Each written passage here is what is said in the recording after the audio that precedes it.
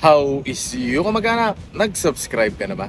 Kung first time mo palang manood ng videos ko, ako po si Kamindo at ito po ang Mindo TV. At kung may mga motor kang pagnanasa, ay pareho tayo. Kaya nasa tamang channel ka. Bawat likes, comments at pag-subscribe mo ay inspirasyon ko sa paggawa ng mas marami pang videos. Kaya maraming salamat kamag-anak. Ang featured nating motor ngayon ay isa sa crowd's favorite, ika nga. Kilala sa tibay, performance, at quality. Ika nga subok na ang motor na to. At matagal-tagal na rin itong namamayagpag. Pero meron daw itong downside. Ano kaya yun? Ang isa pa sa nakaka-intriga, libre lang daw niya nakuha ang motor na to. Pwede pala yun? Tara, alamin natin kamag-anak. Let's go!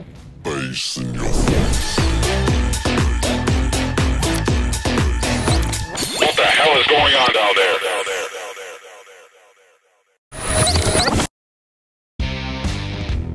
Ang ating Yamaha Aerox ay naka-single cylinder, liquid-cooled, 4-stroke, single overhead cam, 4-valve at fuel injection. Naka 155cc displacement, ang boring stroke niya is 58.0mm by 58.7mm. Compression ratio niya is 11.6:1. Maximum horsepower niya is 11.3 kW at 8,000 revolution per minute. Maximum torque niya is 13.9 Nm of torque at 6,500 revolution per minute. Siyempre, naka-electric start siya. Ang engine oil capacity niya is 1.0 liter. Front suspension niya is telescopic fork. Rear suspension niya is unit swing. Front tire niya is 110 by 80 by 14 tubeless yan. Ang rear tire niya is 140 by 70 by 14, tubeless din.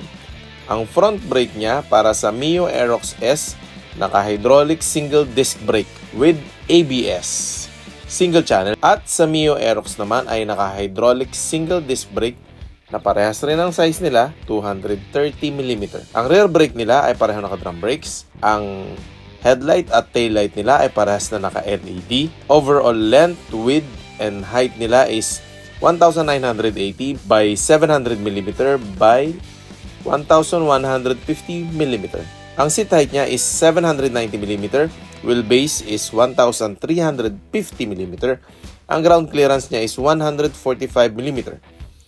Ang wet weight niya, kasama na ang oil at naka full tank siya, sa Mio Aerox S ay 124kg, samantalang sa Mio Aerox naman ay 122kg. Fuel tank capacity niya is 5.5 liters at naka-digital meter panel siya. Meron din siyang electric socket para pag mag-charge kayo, wala nang hassle. Andyan na siya. At syempre, meron siyang Y-Connect. Ang mga Mio Aerox S units ay may Blue Core engine, anti-lock braking system, smart key, at start and stop system. Oh, kamag-anak, pakilala ka na tapos ikwento mo sa amin kung paano ba naging libre ang Mio Aerox mo. Okay, good morning, good afternoon na ba? Okay, kumusta mga kamag-anak ko? Siyempre, sa Mendo TV. So, ito nga pala si Mulong Steve, tawagin. Akong napakaswerteng nanalo nitong Aerox 155 gray color. So, dito sa napanalunan kong motor. So actually naka-onboard ako nung napanalunan ko tong motor na to. So hindi ko inaasahan na mananalo ko nitong motor na to. Tumaya ako ng mga 1 month and a half siguro nung ma-receive ko yung missed call ko. And then may 4 na text message ako. Akala ko scam kasi nakalimutan ko na may tinayaan akong raffle sa Facebook. Bali ang nagpa-raffle nito ay yung vlogger na si Paulo Busa. So Busa Raffle, Paulo Joseph. So ito, inwerta ako sa motor na to. Ito palang color niya ngayon, hindi na masyado yung talagang original color niya kasi natakpan siya nung mga pina-upgrade ko. Ito yung pina-decal ko sa kanya. Ito yung kulay niya. Yan. So bali nagkakahalaga siya ng 3,500 para sa decal. So may binago rin ako dito. So itong light niya, ayan, ito yung fog light niya, yan, yan no. So nagkakahalaga naman siya ng bali kasama yung busina niya, nasa 6,800 yung binayaran ko dyan.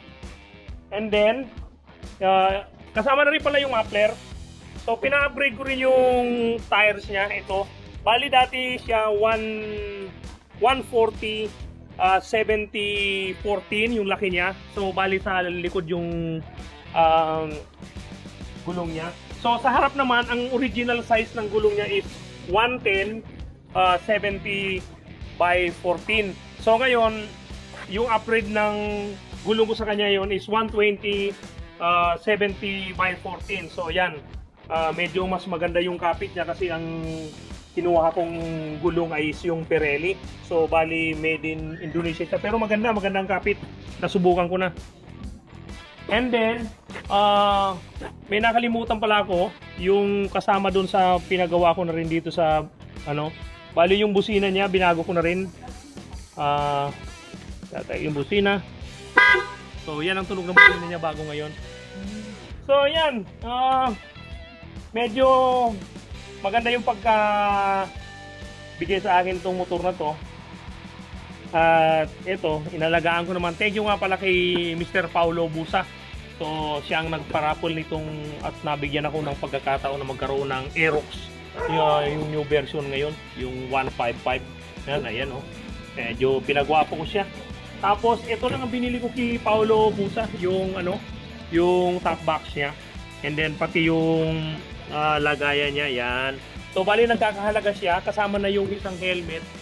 Binayaran ko sa kanya nito kung hindi ako nagkakamali, nasa 13,000 lang yung binayaran ko sa kanya.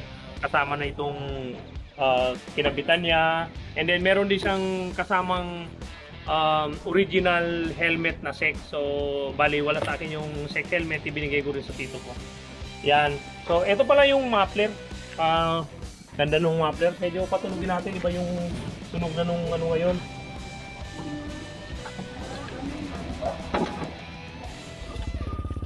Medyo iba rin tunog.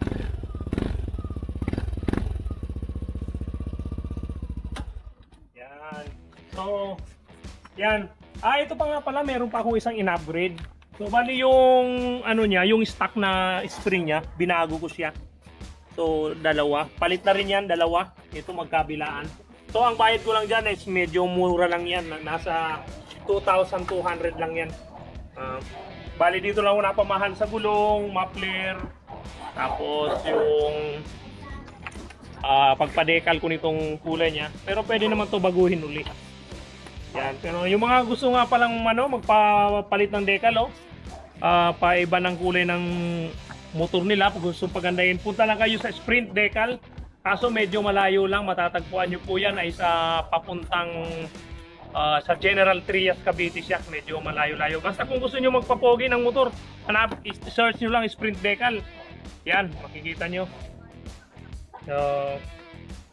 So yan lang. Kung gusto nyo ring matulad sa akin na sinuwerte ng ganitong motor, tumaya lang kayo sa raffle. Kailangan tatayaan nyo yung legit na raffle. Ito, hindi ko akalain na nanalo ko. So, actually, itong Aerox na napanalunan ko is medyo napaka-simpleng gamitin compared dun sa isang motor na ginagamit ko. Actually, no choice na ako kasi wala na akong sasakyan ngayon eh. Kaya motor talagang gamit ko. Naubos na yung sasakyan ko nung pandemic, kaya motor talaga ako. Buti na lang binigyan ako ni Lord ng ganitong motor. So, napaka simple at daling gamitin pag lalo na sa traffic ngayon. So, lalo na pag nagre-report ako sa opisina, medyo malayo. So, napaka-comfortable na gamitin ang motor na to. Dahil first time kong gumamit nitong Aerox. So, wala pa akong na problema sa Aerox ngayon. Ayan. Dati meron akong isang motor na Yamaha, yung Mio Sporting. Wala naman akong nagka-problema sa Yamaha motors. Ayan. Punta ako ng Manila, report sa opisina, and then punta ng airport. Yan, yung may chine kami sa airport noon. Yun ang unang pinakamalayo kong narating, and then punta ng opisina Manila. At nung linggo, yan ang pinakamalayo kong narating, pumunta ako ng Tagaytay going to Nasugbu. So, yun ang medyo pinakamalayo kong naabot. 7,881 kilometers na siya. Yung motor na to medyo napaka swerte talaga.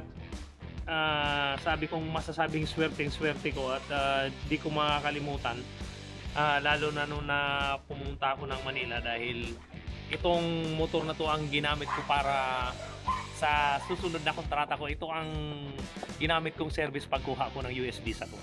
Yeah. Absolutely, Aerox the best.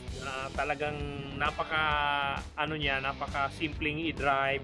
Tapos hindi ka talaga niya basta i-slide, ang ganda. And then yung kung mas gusto mong safety nga, yun nga yung ginawa ko. Bali in-upgrade ko yung gulong ko na mas malapad. Talaga namang maski i-banking mo, so maski hindi ako nagbabangin, pero kung talagang sa paliko ka, talagang hindi ka niya i-slide. Doon na sa akyatin, yung inakyat ko siya ng Tagaytay, masasabi ko the best yung Aerox. Yung ranggadahan niya, ang lakas niya sa ranggada. And then maski yung nasa patag na siya, mabilis siya, malakas. Maski may kasakay ka pa, talagang di nagbabago yung ng makina niya. Ang lakas ng makina niya, wiring niya napakaganda at wala namang problema. So kaya yun, ang inalis ko lang dito bali yung sa wifi niya, kasi nakaka-discharge ng battery, so tinanggal ko na yung sa wifi niya, yung sa Yamaha Connect. Kaya mabilis makapag-discharge ng battery, kaya tinanggal ko na siya, di ko naman masyado magagamit. Nung pumunta ko ng Manila, 2 beses ko dumaan sa medyo malalim na tubig, pero wala siya. Napakaganda nung niya.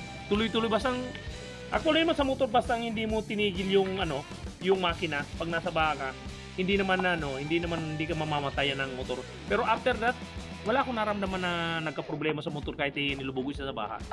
So tito ko muna gumamit ito. Nung ginawa ko siya, bali nasa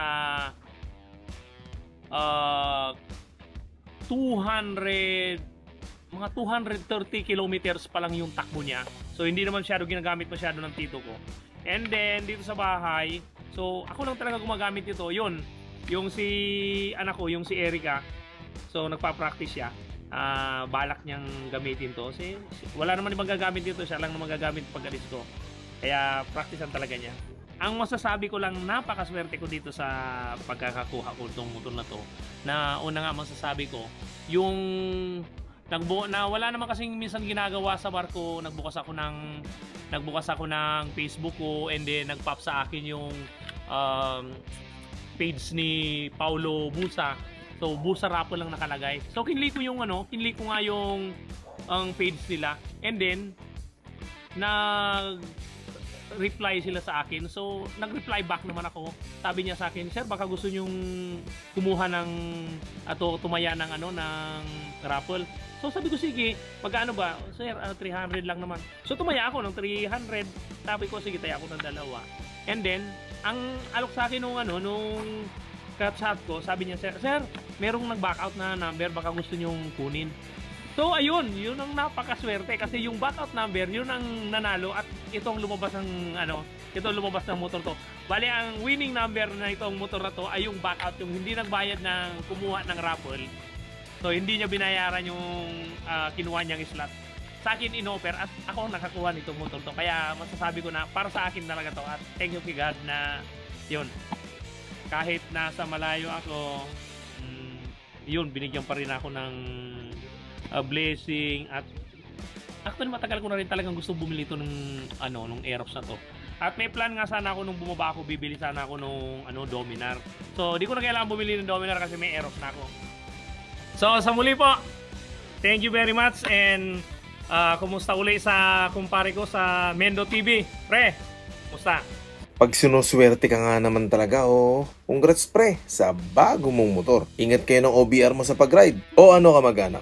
Deal breaker ba sa'yo yung downside ni Aerox 155? So saan ka mag-anak? Sa Mio Aerox ba o sa Mio Aerox S? Sa tingin mo ba sulit yung 21,000 peso difference para magkaroon ka ng smart key at ABS? Anong kulay ang malakas ang dating sa'yo? Makikicomment mo naman dyan ka mag-anak.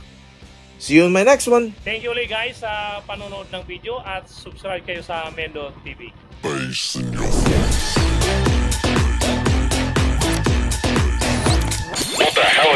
on down there?